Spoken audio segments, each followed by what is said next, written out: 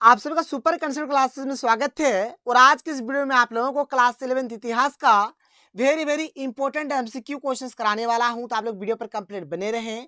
और अगर आप लोग हमारे चैनल पर पहली बार आए हैं तो चैनल को सब्सक्राइब करने के साथ साथ बेल के आइकन को प्रेस कर दीजिए। देखिए यहाँ पर मैं आप लोगों को लगभग 60 एमसीक्यू क्वेश्चंस कराऊंगा और सारा का सारा क्वेश्चन हमारा बहुत ज्यादा इंपॉर्टेंट है, क्योंकि यहाँ पर मैक्सिमम जो क्वेश्चन है आप लोगों का किसी न किसी साल पूछा गया है। तो चलिए शुरू करते हैं और एक एक करके हर एक क्वेश्चन को देख लेते हैं। देखिए हमारे पास जो सबसे पहला जो क्वेश्चन है, क्वेश्चन नंबर 1 क्या है, और ये जो क्वेश्चन है ये हमारा 2020 में पूछा गया क्वेश्चन है। क्या है कि यूरोप में कुस्तुनतुनिया पर तुर्कों की विजय के समय से आधुनिक युग का आरंभ माना जाता है। तुर्कों ने यह विजय कब प्राप्त की? तो 1453 को यह प्राप्त हुआ था ये विजय। क्वेश्चन नंबर 2 जो है ये हमारा 2019 में पूछा गया प्रश्न है। क्या है? अंतिम भोज, जिसको हम लोग द लास्ट सपर भी बोलते हैं, ये हमारा एक चित्र है। और ये जो चित्र है ना, किस चित्रकार द्वारा बनाया गया था ये आपको बताना है। तो इसका सही उत्तर हो जाएगा लियोनार्दो द विंसी बोलिए या फिर लियोनार्दो द विंची बोलिए, मतलब लियोनार्दो इसका सही आंसर हो जाएगा। आगे चलिए, अगला जो प्रश्न है यहाँ पर क्या है देख सकते हैं। अगला जो क्वेश्चन है यहाँ पर क्वेश्चन नंबर यहाँ पर 3 देख सकते हैं कि पुनर्जागरण कालीन प्रमुख मूर्तिकार कौन था। ठीक है, तो यहाँ पर ये जो प्रश्न ये 2016 में पूछा गया है।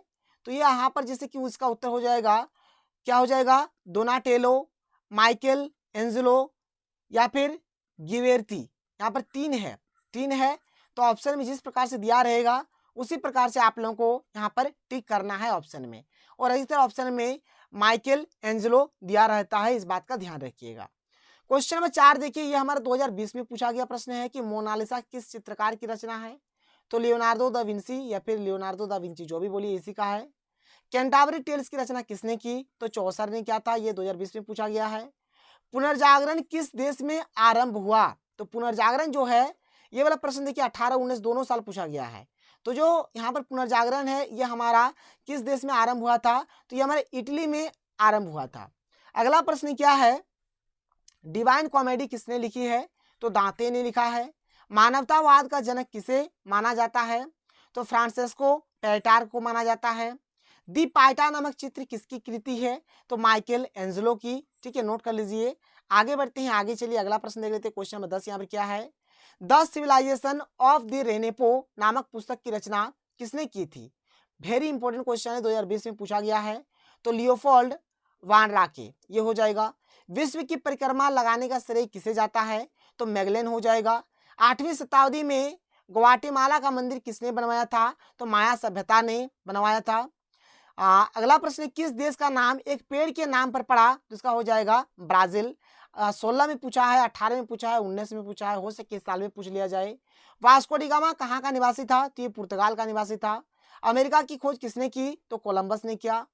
कुतुबनुमा का आविष्कार कब हुआ? तो 1380 में हुआ। अराबाकी लुकायो के लोग कहाँ रहते थे? तो कैरिबियन द्वीप समूह में रहते थे। दुनिया की सबसे बड़ी या फिर लंबी नदी कौन सी है? तो नील नदी, ये 2020 में पूछा गया है।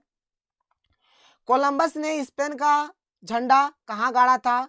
तो गुआना हानी में गाड़ा था। इंका की सभ्यता थी? तो दक्षिण अमेरिका में इंका की सभ्यता थी।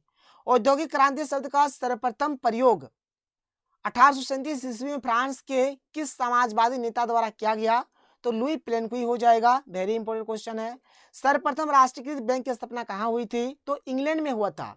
और ये जो क्वेश्चन है आप लोग देख सकते हैं, ये वाला जो प्रश्न है भाई हमारा 16 में, 18 में, 19 में 3 साल पूछा गया है। सर्वप्रथम भाप के इंजन के आविष्कार का श्रेय किसे जाता है? तो थॉमस न्यूकोमैन हो जाएगा। सड़क निर्माण प्रणाली का आविष्कार किसने किया? तो मैकडम बोलिए या फिर मैकेडम बोलिए, ये हो जाएगा इसका आंसर। आगे चलिए क्वेश्चन नंबर 25 देख लेते हैं। क्या है कि औद्योगिक क्रांति किस देश में आरंभ हुई? तो इंग्लैंड में आरंभ हुआ था। पहली बार रेलगाड़ी की लिवरपूल और मैनचेस्टर के बीच शुरुआत हुई कब? तो 1830 हो जाएगा। औद्योगिक क्रांति किस सदी में हुई? तो ये 18वीं सदी में हुआ था। स्पिनिंग जेनी का आविष्कार किसने किया? तो जेम्स हरग्रीव्स ने किया है। किसे धातुकर में क्रांति लाने का श्रेय दिया जाता है? तो क्या हो जाएगा? अब्राहम डर्बी हो जाएगा। लंकाशायर कहाँ स्थित है? भाई इंग्लैंड में स्थित है। लिवरपूल स्थित है कहाँ? तो इंग्लैंड में। छापाखाना का आविष्कारक कौन था? तो गुटेनबर्ग, जिसको हम लोग गुटेनबर्ग प्रिंटिंग प्रेस भी बोलते हैं कि प्रिंटिंग प्रेस का आविष्कार किसने किया? गुटेनबर्ग ने किया है। 1514 ईस्वी में चीन में सर्वप्रथम कौन सी यूरोपीय शक्ति ने प्रवेश किया? तो पुर्तगाल हो जाएगा। ठीक है, 33 का सही उत्तर यहाँ पर पुर्तगाल हो जाएगा। 2018 में पूछा गया प्रश्न है। प्रथम अफीम युद्ध के पश्चात कौन सी संधि संपन्न की गई थी? तो नानकिंग संधि हो जाएगा। चीन क्रांति कब हुई? तो 1911 में हुआ था, याद रखिएगा, वेरी इंपॉर्टेंट क्वेश्चन है। क्या है यहाँ पर है कि कुओमिन्तांग दल का संस्थापक कौन था? तो हो जाएगा डॉक्टर संत्यान सेन हो जाएगा, वेरी इंपॉर्टेंट क्वेश्चन है। जापान और चीन किस क्षेत्र के राज्य है? तो सुदूर पूर्व हो जाएगा। कोयोटो का नया नाम क्या है? तो इसका नाम है टोक्यो।